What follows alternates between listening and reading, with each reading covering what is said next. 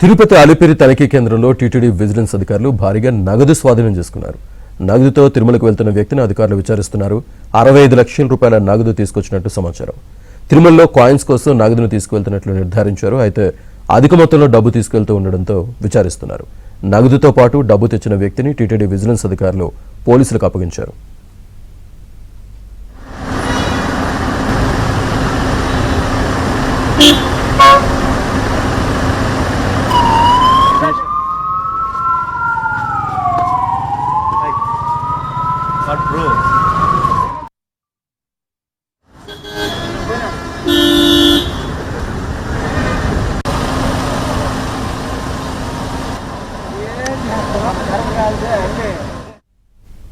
పూర్తి డీటెయిల్స్ మా కరెస్పాండెంట్ దినేష్ అందిస్తారు. దినేష్, శ్రీనివాస మొత్తం మీద దిలీప్ అనేటువంటి చెన్నైకి సంబంధించినటువంటి వ్యక్తి 65 లక్షల రూపాయలు తన సిబ్బంది ద్వారా తిరుమలకు పంపడం జరిగింది.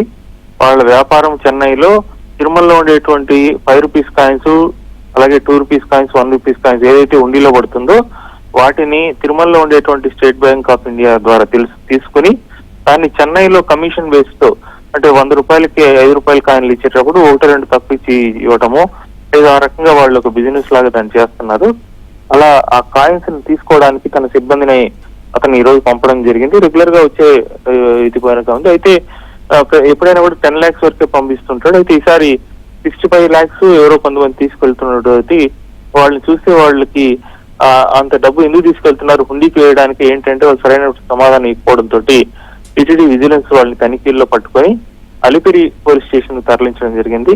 అలిపిరి పోలీసులు విచారించి వాళ్ళు ఇచ్చిన నెంబర్ ఫోన్ చేసిన తర్వాత అతను పూర్తి డీటెయిల్స్ తో ఆ యొక్క 65 lakhs డబ్బు ఎక్కడి నుంచి ఉంది ఏంటి అనేటువంటి అవన్నీ కూడా డాక్యుమెంట్స్ అన్ని తీసుకొస్తానని చెప్పడంతో ప్రస్తుతానికి స్టేషన్ లో ఉన్నారు. అతను ఈ వివరాలన్నీ చెప్పాడు.